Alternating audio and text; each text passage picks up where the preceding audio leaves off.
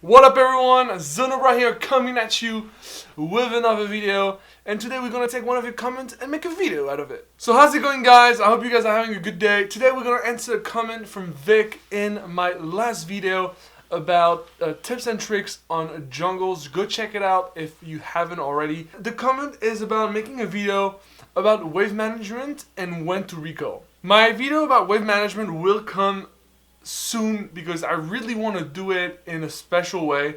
I will put this in the side of my head and just think about it, but I really want to do a video today about when to recall. You might be like, okay, are you really going to tell us how to recall, when to recall?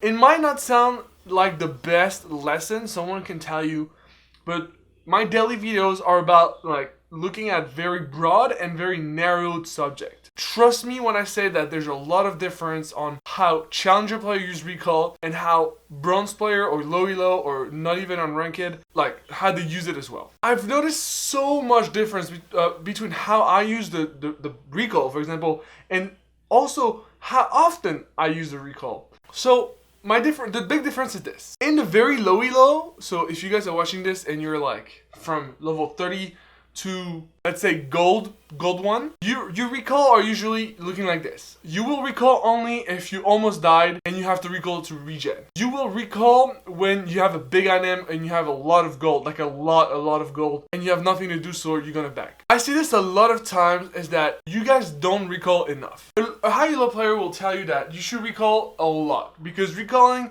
is actually a way that you regen to full health, you regen to full mana, and getting advantage in items, whether it's from the number of potions you have of advantage compared to your opponent, or a Doran ring, or just a small item like a long sword, whatever. This will make a huge difference, and sometimes it's useful to mechanically do it. I mean, to push in purpose, so because you want to back really soon. All of those mechanics that we're going to see in this video, I will tell them. When you should back is a very broad question. I'm not going to tell you you need to back at 8, 15, 23, 38 minutes. I want to tell you that you should utilize recall to your advantage way more than usual. My friend that are low elo, when I see them play, or the student that I analyzed, I usually see them recall in it's almost like they had to recall because otherwise they were gonna die. They're always like, oh yeah, maybe I can catch this next wave over here. Wait, the cannon minion just came out, so maybe I should just stay and stuff. And you very often die from this decision.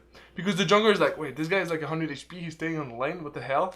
So he's just coming and killing you. And then you get frustrated, and again, frustration brings tilt brings wanting to give up, and wanting to give up brings you loss.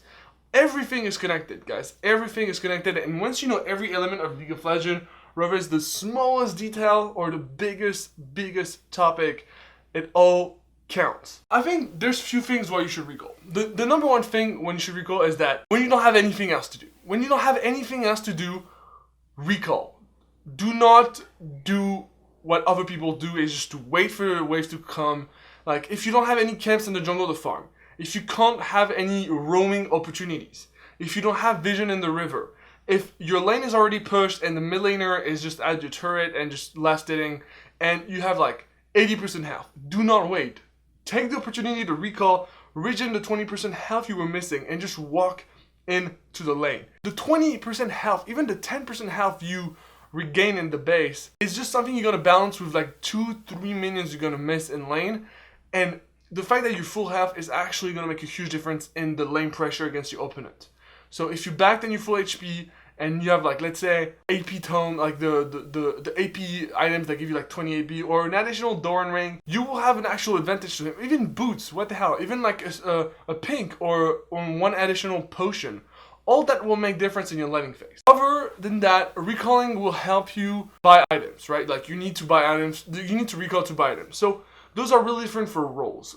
I know that AP mid is, the role I play the most, but the items are built in a way that you can buy little by little. You can almost buy everything in a 500 gold ladder. You can buy the first item, upgrade it with 500 gold, then it's always like this. With 500 gold, you can already back and upgrade the item you already have. And the bot lane is kind of different because you want the BF sword most of the time as fast as you can. So you tend to do some sort of economy for 1300 gold, and that's why you have a support so that you can sustain through the laning phase. But that's just another video I made earlier. Feel free to go back at it. Like, the video is called Why is League of Legends That Way?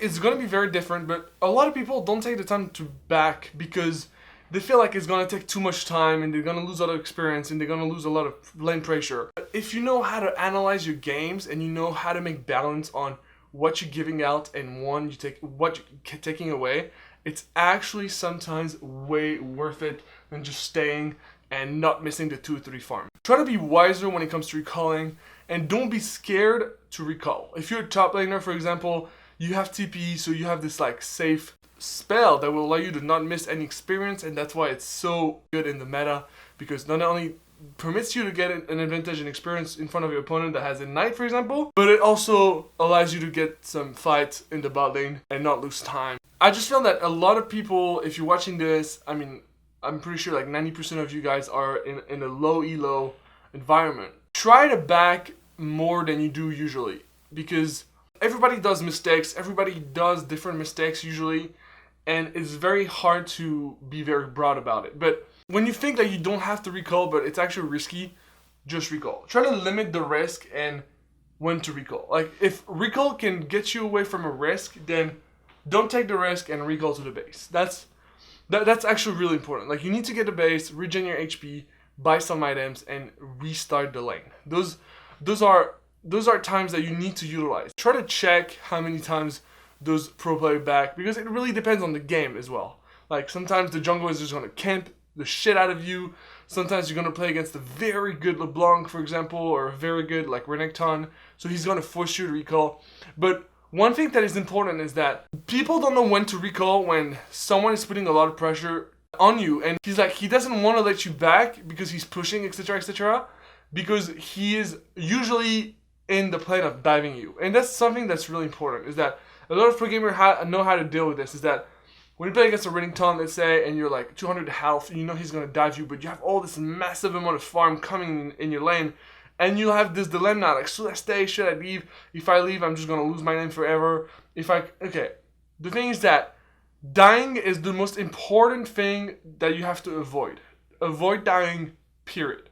No matter how much farm you may have, no matter how much farm or experience you may take, just make sure you don't die, especially in low elo, guys, because in low elo it's pretty like, if you're scripting your moves and if you're taking the decision that coaches will tell you, you will reach your goal without a doubt. All those decisions are gonna make you wiser in your decision making when it comes to solo queue, and by knowing when to recall and by practicing to recall more in general, it will make you a better player in terms of in your decision making.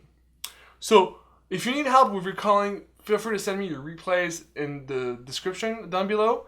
There's a link for free coaching, so feel free to send me your replays so I can focus on your recalling, etc., etc. In the next video of Zono Coach, I will try to focus on recalling so that it could be some sort of follow-up to this video. That was kind of broad, to be honest, but I mean, I hope it helped. If you have, of course, any question, if you want me to make a video about any topic, please post them in the comment down below. I'll see you for the next one.